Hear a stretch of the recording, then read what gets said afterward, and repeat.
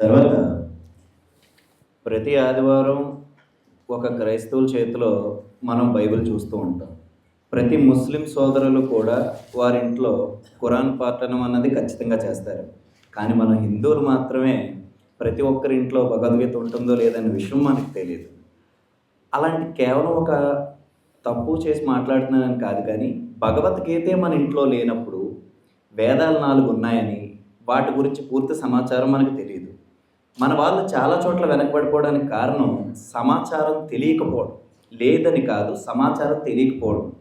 అలాంటి 4 వేదాల్లో శ్రీకృష్ణ పరమాత్ముడి గురించి కానీ, శ్రీరాముడి గురించి కానీ, చండీ దేవతల గురించి కానీ ఎక్కడా ప్రస్తావన లేదని కొంతమంది బలంగా వాదిస్తున్నారు గురువుగారు. మరి దీనికి మీ సమాధానం ఏమిటి? వేదాలు ప్రధానంగా యజ్ఞ సంబంధిత మంత్రాన్ని చెప్తాయండి. ఆ మంత్రాలన్నీ కూడా ప్రకృతి దేవతాశక్తులైనటువంటి ఇంద్ర, అగ్ని, వరుణ ఇత్యాది మంత్రాలు ఎక్కువ వేదంలో కనపడతాయి. ఎక్కువ అగ్ని మంత్రాలు ఉన్నాయి వేదంలో. ఇలా చాలా విస్తృతంగా చెప్పబడింది వేదం. అందులో ఇంద్ర, వరుణ, అగ్ని మంత్రాలు చెప్తూ ఈ సృష్టికి సంబంధించిన విధానాలన్నీ ఆయా దేవతల అంశాలుగా చెప్తూ పురాణాల్లో ఈ రామ కృష్ణాది అవతారాల గురించి స్పష్టంగా చెప్పబడింది. పురాణాలు అంగీకరించిన వాళ్ళకి రాముడి గురించి, కృష్ణుడి గురించి అనవసరం కదా. వాళ్ళు వీటిని అంగీకరించినప్పుడు రాముడు కృష్ణుడు వేదంలో లేడు, అందుకని వాళ్ళకి దేవుడు కాదు అంటున్నారు వాళ్ళు. ఉద్ధృత శివరాహేణ కృష్ణేన శతబాహున అని ఒక మంత్రం ఉంది వేదంలో. మరి వేదంలో మంత్రమే ఇది. కృష్ణ శబ్దం అక్కడ ఉంది. అనేక అర్థాలు కృష్ణ శబ్దానికి ఉన్నాయి. అక్కడ వాడింది కృష్ణ పరమాత్మ గురించి అని అర్థమయ్యేలా కూడా మనం అర్థం చేసుకోవచ్చు. కృష్ణుడు పుట్టకుండానే కృష్ణ శబ్దం ఉందండి. గర్గుడు కృష్ణుడికి పేరు పెట్టకముందే కృష్ణ శబ్దం ఉంది. ఉద్ధృతాసి వరాహేణ అంటే భూమిని ఉద్ధరించాడు ఆయన ఆదివరాహ అవతారంలో. కృష్ణేన శతబాహున తర్వాత పర్వతాన్ని ఎత్తాడు, భూమిని ఉద్ధరించాడు ఆయన. ఈ ఉద్ధరించిన దాని గురించి వేదంలో చెప్పబడింది. కృష్ణేన శతబాహున అంటే కృష్ణుడు పుట్టాడా అంటే అప్పటికి ఇంకా కృష్ణ జననం జరగలేదు, అంతకుముందే కృష్ణ శబ్దం ఉంది. మరి ఇప్పుడు వేదంలోనే కృష్ణ శబ్దం ఉంది, ఏమంటారు దీన్ని? ఇంకా చండీ దేవతలు, ఉగ్రదేవతలు, ఈ రాముడు కృష్ణుడు రాముడు అంటారా? అసలు రామశబ్దానికి ఉపనిషత్తులే ఉన్నాయి ప్రత్యేకంగా. మా వేదం ఏంటంటే రామతాపిని ఉపనిషత్తునికి ప్రత్యేకంగా రామ మహిమ అంతా కూడా స్పష్టంగా చెప్తోంది. పైగా రామ మంత్రం గురించి విశేషమైన వ్యాఖ్యానాలన్నీ అందులో ఉన్నాయి. అలాంటి ఉపనిషత్తులు ఉన్నాయి అందులో. అంటే వేదంలో లేనివి అనే వాటి దృష్టిలో వేదాన్ని పురాణాలను అంగీకరించడి ఒకనొక సంకుచిత మనస్తత్వం ఒకటి వాళ్ళకి ఉండడం వల్ల వాళ్ళకి దేవతల్లాగా కనపడటం లేదు. నిజంగా ప్రపంచంలో ఎంత దురదృష్టవంతులు అంటే వాళ్ళు రామ కృష్ణ అనే శబ్దాలు చాలండి, నామాలవి, మంత్రాలవి. అంటే అవి వాటిని అంగీకరించట్లేదు అంటే వాళ్ళకి ఇంకా ఎన్ని జన్మలు ఉన్నాయో అని అర్థం. ఒక్క ముక్క అంతే కదా. అంటే తరించడానికి పెద్ద పెద్ద వేదాలు ఉపనిషత్తులు కూడా అవసరం లేదండి. నామస్మరణాదన్యోపాయం నహి పశ్యామో భవతరణి. ఈ సంసారం నుంచి ఉద్ధరింపబడ్డానికి, సంసారం అంటే జీతం సరిపోకపోవడం, డబ్బులు, కుటుంబాన్ని పోషించడం, ఇదా పుట్టుట చొచ్చుట. ఈ జనన మరణ చక్రమే సంసారం. ఈ సంసార భ్రమణ పరితాపోపశమనం అంటారు చూడ శంకర భగవత్పాదులు. అలాంటి సంసారం నుంచి బయటపడాలంటే పెద్ద పెద్ద యజ్ఞాలు, మనలాంటి వాళ్ళకి పామరులకి పెద్ద పెద్ద యజ్ఞాగాది క్రతువులు, మంత్రాలు, దీక్షలు అవసరం లేదండి. నిత్యం నామస్మరణ చేస్తే చాలు. అందులో ప్రధానంగా మనకి 2 దేవతలు ఉన్నారు, రామయ్య, కృష్ణయ్య. చాలండి, ఇంకేం కావాలి? ఈ 2 అంగీకరించగలిగిన జీవుడు ధన్యుడు ఒక్కొక్కరు. ఇవి 2 అంగీకరించిన వాడు ఎన్ని జన్మలెత్తాలో అర్థం చేసుకోండి. పైగా రామ కృష్ణ ఈ 2 కూడా వేదంతో తూగే మంత్రాలండి. ఈ మాట మనం మాట్లాడుకోవడం కాదు. రాముడికి పేరు పెట్టినటువంటి వశిష్ఠుడు, కృష్ణుడికి పేరు పెట్టినటువంటి గర్గుడు చెప్పిన మాటలు. పరవశించిపోయారు ఆ పిల్లలకి, రాముడికి కృష్ణుడికి పేర్లు పెట్టి ఋషులు తరించిపోయారు. రాముడి కోసం ఎదురు చూశారు. వేదాల్లో లేవా? ఎవరు చెప్పారండి ఇవన్నీ మీకు? మీకు ఎంత పురాణం మీద అంత చులకన భావన? ఇతిహాస పురాణాభ్యాం వేదం సముపబ్రహ్మయేత్ బిభేద్ చలపశ్రతాద్వేదో అని చెప్తారు. అంటే వేదం మాత్రమే అంగీకారము, పురాణములు అంగీకరించము అన్నవాడట. అలాంటి వాడు ఎప్పుడైనా వేదం ముట్టుకుంటే, వేదం గురించి ఏమైనా మాట్లాడితే వేదం భయపడుతుందిట. అమ్మో వీడు నా గురించి ఎన్ని తప్పులు చెప్తాడో, ఎన్ని అబద్ధాలు చెప్తాడో, వీడికి సరైన జ్ఞానం పురాణం చదివితే కానీ రాదు, వీడు పురాణాలని పట్టించుకోడు, పురాణాలను వదిలిపెట్టేసిన వాడు, పురాణాలు అంగీకరించని వాడిని చూసి వేదం భయపడుతుంది అని చెప్తుంది. అర్థమవుతుంది కదా. అందుకని వేదం ముట్టుకోవాలన్నా, వేదాన్ని పఠించాలన్నా, లేదా వేదాన్ని అర్థం చేసుకోవాలన్నా పురాణ పరిచయం కావాల్సిందే. పురాణం లేకుండా వేదం లేనే లేదు. ఇంకా చెప్పాలంటే వేదానికి పురాణానికి భేదమే లేదండి. వేదాన్ని వ్యాసం చేసిన వ్యాస భగవానుడే పురాణాలన్నీ మనకు అందించాడు. పైగా ఈ వేదాలన్నీ మంత్రాలు స్వరయుక్తంగా ఉంటాయి కనుక వాటిని అధ్యయనం చేయడానికి కొన్ని సంస్కారాలు ఇవన్నీ కావాలి. అవన్నీ కావాలి కనుక అవన్నీ ఉన్నవాళ్ళు లేని వాళ్ళు కూడా తరించాలనే తపనతోటి వేదంలో ఏదుందో దాన్ని పురాణాల్లో పెట్టాడు ఆయన. అందుకని పురాణాలకి వేదానికి భేదం ఎక్కడుంది? ఎక్కడైనా భేదం కనపడితే కనపడవచ్చు. అప్పుడు వేదాన్ని ప్రమాణంగా తీసుకుంటూ ఉన్నాం. పురాణాల్లో ఉన్నదాన్ని వేదంలో ప్రమాణంగా తీసుకుని ఇది వేదంలో లేదు అనడానికి వీల్లేదు. మళ్ళా అది చెప్తుంటా, ఇందులో పురాణంలో ఇలా ఉంది, వేదంలో అలా ఉంది అని భేదం చూపించుకోవడానికి వీల్లేదు. అప్పుడు వేద ప్రమాణంగానే శృతి స్మృత్యైర్విరోధే శృతిరేవ గరీయసి అని చెప్తోంది. అయినప్పటికీ కూడా ఆ భావంతో పక్కన పెట్టి పురాణాలని తీసుకుంటాను, పురాణాలను తీసుకోను అనడానికి వీలు లేదు. ఖచ్చితంగా వాటిని కూడా తీసుకోవాలి. అవి ముట్టుకుంటేనే అప్పుడు రాముడు కృష్ణునికి అర్థమవుతాడు. ఇప్పుడు కరెంట్ అనేది ఒకటి ఉందండి. ఇప్పుడు కరెంటు ఒక రూపం తీసుకో, దాన్ని ఫలితం కావాలంటే ఏదో ఒక వస్తువు కావాలి. దానికి ఈ మైక్ కావాలి, ఒక లైట్ కావాలి, ఒక ఫ్యాన్ కావాలి, ఇంకోటి కావాలి. పరమాత్మ అనేది నిర్గుణ పరబ్రహ్మగా ఉన్నప్పుడు ఎవరికి అర్థమవుతాడు? సగుణ సాకారమై వస్తే తప్ప అర్థం కాడు. అసలు నిర్గుణం అర్థం కావడం మహా కష్టం అండి. అలాంటి నిర్గుణం అర్థం కావడం మహా కష్టమైతే తరించడం ఎలాగా అని పాపం ఎంత జాలి ఆయనకి, కరుణ. ఆలయం కరుణాలయం అన్నట్టుగా ఆయనే అవతారం స్వీకరించి నిర్గుణ అసలు పుట్టాల్సిన అవసరం లేని పరమాత్మ మన కోసం పుట్టాడండి ఆయన. ఇప్పుడు ఎంత ఎంత తన్మయత్వం వస్తుంది రామకృష్ణ అనుకుంటే ఆలోచించండి ఒకసారి. ఆయనకు అవసరం లేదు, కానీ జీవుడు తరించడం కోసమని. అందుకే అంటారు త్యాగయ్య, నువ్వు నా కోసం పుట్టేవయ్యా. అలా ప్రతి ఒక్కరూ అనుకుంటే వాడి కోసం భగవంతుడు, నా కోసం రాముడు, రాముడు నా కోసం అర్పించాడు. రామా అని నోరారా అనగలుగుతున్నానంటే రాముడు ఎంత అదృష్టవంతుడు నేను అనుకోగలిగినాడు. వాడు పురాణాన్ని కూడా అంగీకరిస్తాడు, వేదాన్ని నెత్తిన పెట్టుకుంటాడు. రెండిటికి భేదం లేదనే విషయం స్పష్టమవుతుంది. అప్పుడు అదే గురువు గారు, మాకు లేదు అని కాదండి, తెలియకే మేము సమాధానం చెప్పలేకపోతున్నాం. సత్యం, ఈ సత్యం మీరు చెప్పింది అవగాహన కలిగించాల్సిన బాధ్యత కూడా ఉందండి. సమాజంలో ఈ రకమైన పోకడలు ఎక్కువైపోయి అన్యమత ప్రచారాలు వాళ్ళు చేసుకుంటూ ఉన్నారు. హైందవ సనాతన ధర్మానికి ప్రచారం అక్కర్లేదు అనే భావంతో కొంతమంది ఉన్నారు, లేదా ప్రచారం ఎక్కువైపోయిందని కొంతమంది ఉన్నారు, లేదా ఇందాక చెప్పినట్టుగా సనాతన ధర్మంలో భయంకరమైనటువంటి వ్యాపార లక్షణాలతో కూడినటువంటి వాళ్ళు బయలుదేరారు. సన్యాసులు, రకరకాల అవతారాలు, మహర్షి అనే పేర్లు పెట్టుకుని కొంతమంది, మహర్షి ఋషి అనే శబ్దం వాళ్ళకి పెట్టుకోవడం ఎంతవరకు సమంజసం? ఇలాంటి పేర్లు పెట్టుకుని భగవాన్ ఇందాక చెప్పుకున్నాం కదా, ఇటువంటి పేర్లు పెట్టుకుని కల్కినని, మహాత్ముడని, భగవాన్ అని, మహర్షి అని పెట్టుకుని మన ధర్మాన్ని భ్రష్టు పెట్టినటువంటి వాళ్ళ వెనకాల వెళ్ళినా కూడా మహాపాపమే వస్తుంది.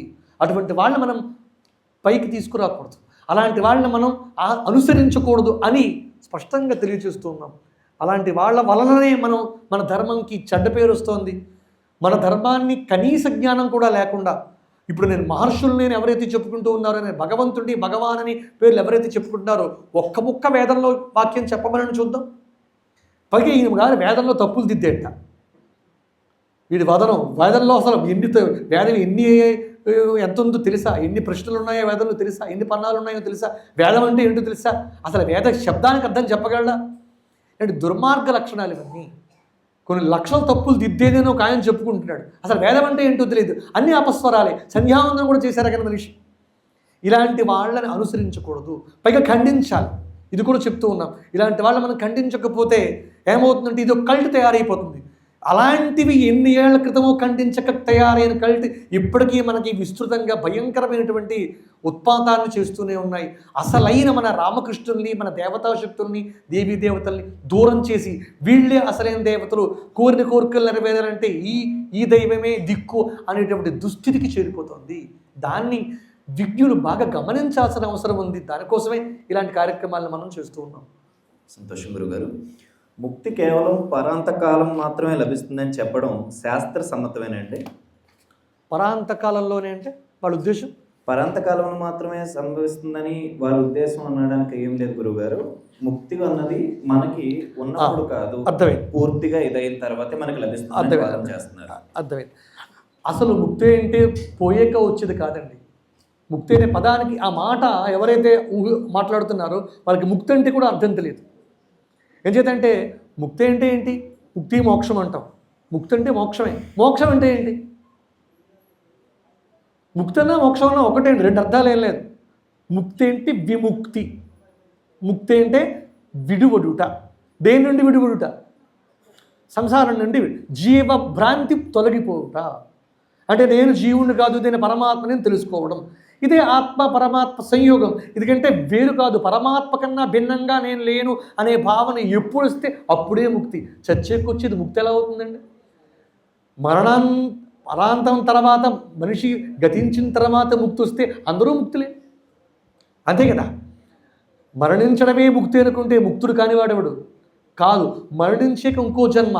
నేను పరమాత్మను అనే సత్యం తెలుసుకోనంతసేపు, దేహాత్మ భ్రాంతి ఉన్నంతసేపు మరలా కర్మల వల్ల జన్మిస్తూనే ఉంటాడు.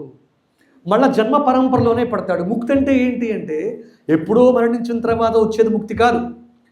దేహాత్మ భ్రాంతి పోయి నాలో చైతన్య స్వరూపమే ప్రకాశిస్తున్న ఆత్మయే పరమాత్మ అనే భావన తెలిసినప్పుడు అభిన్నం. ఇప్పుడు భిన్నం కాదు అది. ఇప్పుడు రెండు కాదు, ఒకటే అయిపోయింది. అది ఇది లేవు, ఒక్కటే ఉన్నప్పుడు. ఇది ఎలాగండి అంటే నిజానికి ఈ జీవాత్మకి పరమాత్మకి భేదం లేదండి.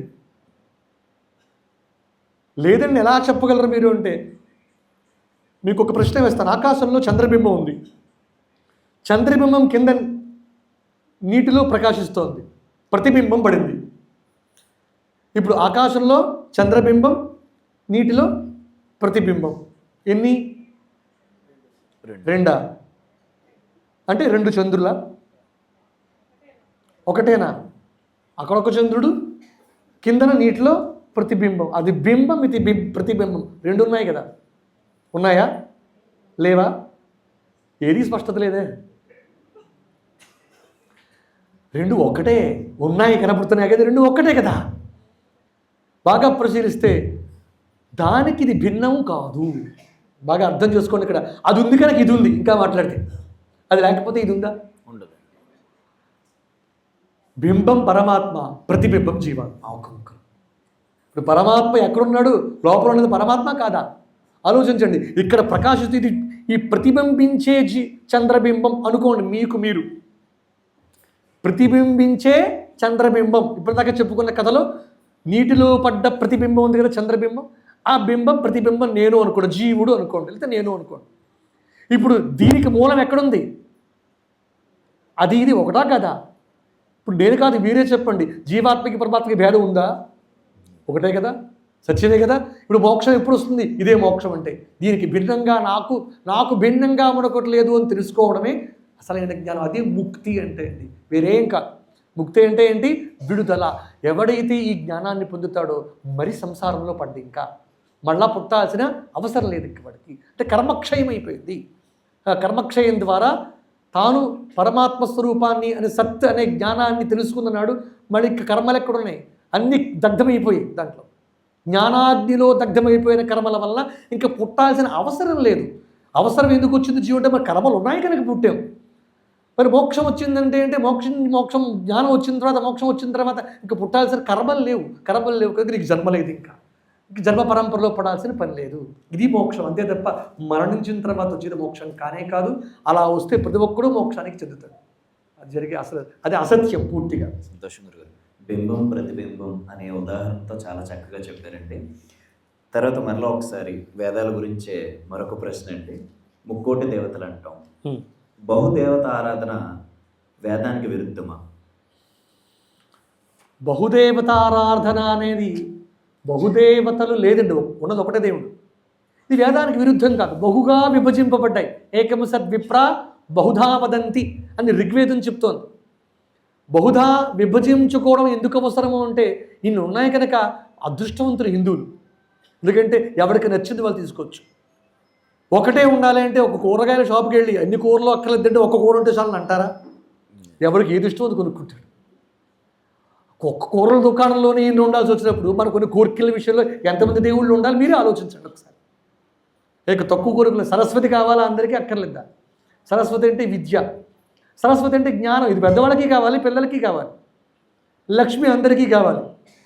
అలానే ఇవన్నీ భిన్నాలు కావు, ఒక్కటే తత్వం, ఒక్కటే ఇన్నిగా విభజింపబడింది.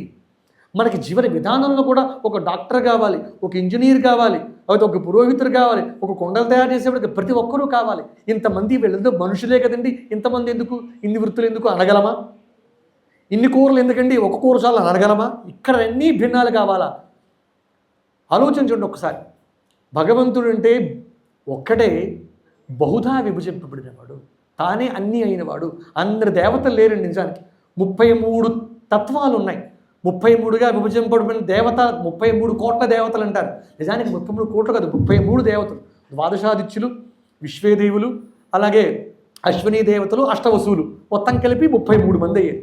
ఈ 33 ప్రధానంగా అంటే ఒక వ్యవస్థ నడిపించడానికే అడ్మినిస్ట్రేషన్ దాంట్లోనే ఒక ముఖ్యమంత్రి, ఒక ప్రధానమంత్రి, క్యాబినెట్ ర్యాంకులో ఉన్నవాళ్ళు, సహాయ మంత్రులు, ఆ పైన ఇంకా కింద వాళ్ళు కార్యకర్తలలాగా ఉంటారు. ఒక్కొక్క ఐఏఎస్ అధికారి, దాని తర్వాత కిందన పనిచేసేవాళ్ళు, ఎంఆర్ఓలు, ఇలా ఇంతమంది ఒక వ్యవస్థ నడిపించాలంటే అవసరమా కాదా? ఎందుకంటే ఒకసారిలో ఒక ముఖ్యమంత్రిని చూడలేడా? చూడలేడు కదా. ఒక సమాజంలో ఇంత చిన్న ఒక భూమండలాన్ని, ఈలో ఉన్న ఒక ప్రదేశాన్ని నడిపించడానికి ఇంత వ్యవస్థ, ఇంతమంది అవసరమైతే ఇంత విశ్వాన్ని, చరాచర జగత్తుని, 2 కోట్ల జీవరాశుల్ని నడిపించడానికి ఎన్ని విభాగాలు కావాలి? ఇప్పుడు దేవతలు ఇంతమంది అవసరమా కాదా? మీరే చెప్పండి. అవసరం, ఖచ్చితంగా అవసరమే. ఆ అవసరం ఏంటంటే ఆ అవసరం తగ్గట్టుగా తానే దిగి వచ్చాడు. ఇంతమంది ఉన్న ఒక కార్యం జరిగింది అంటే ఏం చెప్తాం మనం? పలానా ప్రభుత్వం చేసింది అంటాం. ప్రభుత్వం చేసింది అంటే ప్రభుత్వం ఎవరికి పేరు? ఒక వ్యక్తికి పేరా?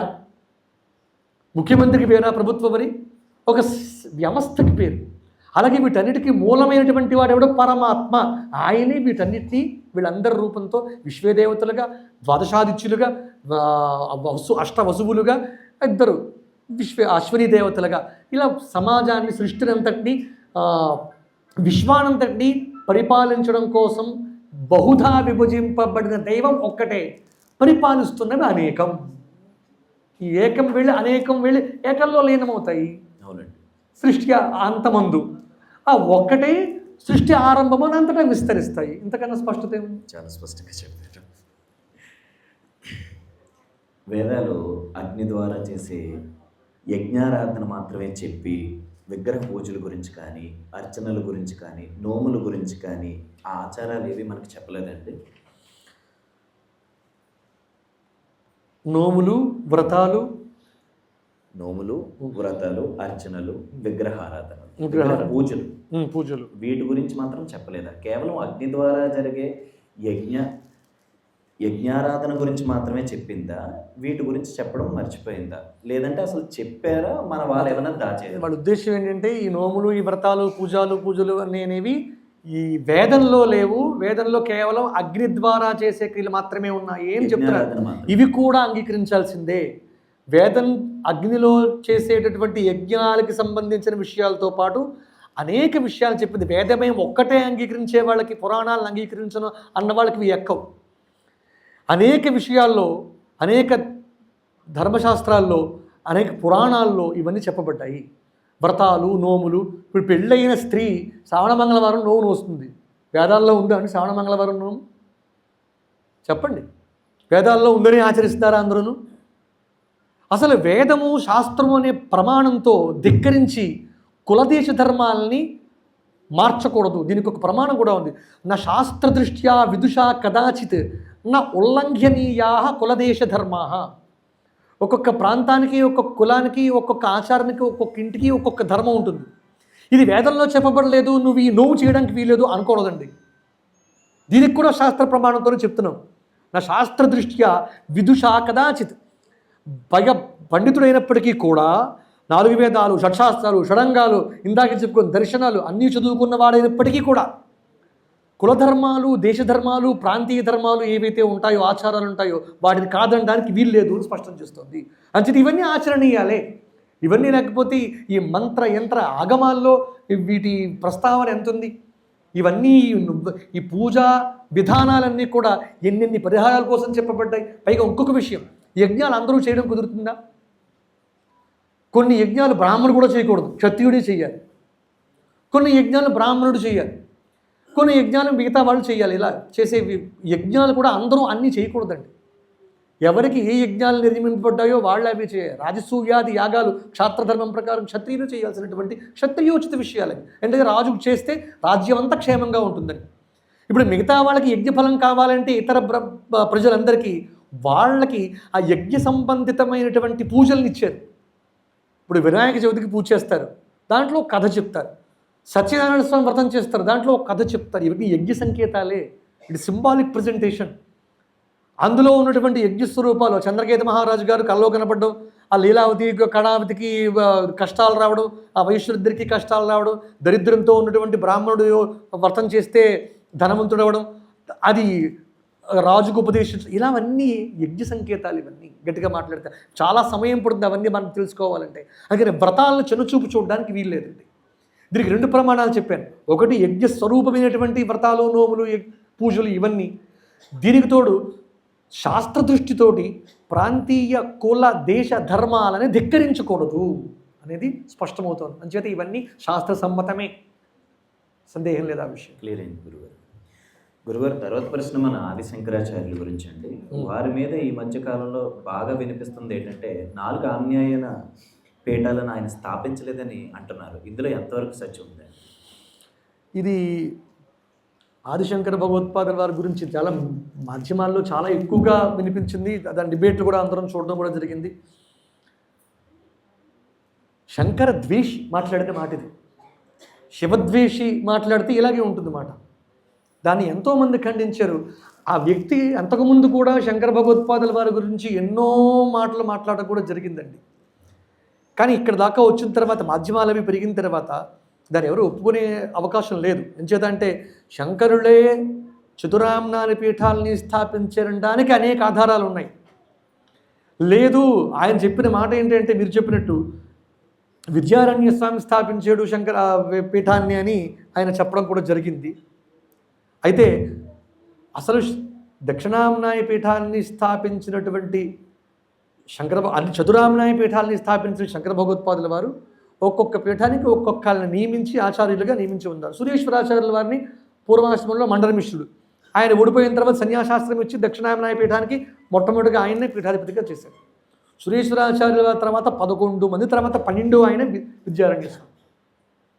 ఈ విద్యారణ్య స్వామి స్థాపించారన్నప్పుడు ముందు 11 పీఠాలు, 11 పీఠాధిపతులు ఏ పీఠానికి అధిపతులండి? శంకర భగవత్పాదుల వారి పీఠాన్ని స్థాపించలేదు అనడానికి ఒక ఆధారం చూపించగలడు ఆయన? ఇది శంకర ద్వేషం అంతే, శివద్వేషంతో తప్ప చేస్తుంది. చాలా ఎక్కువైపోయింది ఇది. మనకి విష్ణుద్వేషం లేదు, మనకి శివుడు విష్ణువు భేదం లేదు. శివాయ విష్ణురూపాయ శివరూపాయ విష్ణవే అని ప్రతి నిత్యం చెప్పుకుంటాం సంధ్యానుష్ఠానంలో. బాగా వినాల్సిన విషయాలు ఇవి, నూరిపోస్తున్నారు.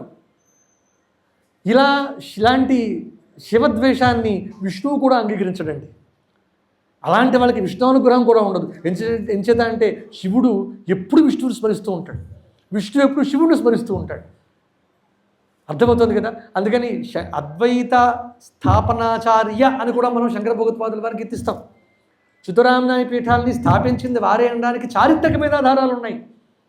కాలడి క్షేత్రంలోకి వెళ్ళి చూసినా కూడా అర్థమవుతుంది, చారిత్రక ఆధారాలు ఉన్నాయి. ఇది కాక హరిహర్రాయలు, బుక్కరాయలు సామ్రాజ్యాన్ని ఇచ్చినటువంటి విద్యారణ్య స్వామి 12వ పీఠాధిపతి అయితే 11 పీఠాధిపతులు ఎక్కడి నుంచి వచ్చారు? ముందు శృంగేరికి ఆయన ఈ చతురామ్నాయ పీఠాలని స్థాపించారు అంటే నేను కూడా విన్నాను, అలాంటి వీడియో మాధ్యమాల్లో బాగా జరిగింది.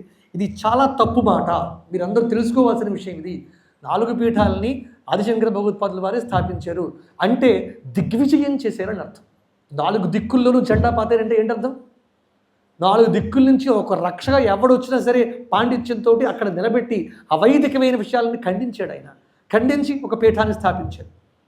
తూర్పున పూరి పీఠం, దక్షిణామ్నాయ శృంగేరి శారదాపీఠం, ద్వారకాపీఠం, అలాగే గుజరాత్లో పీఠం బద్రీనాథ్, గుజరాత్ ద్వారకాపీఠం, 4 పీఠాలని స్థాపించారు.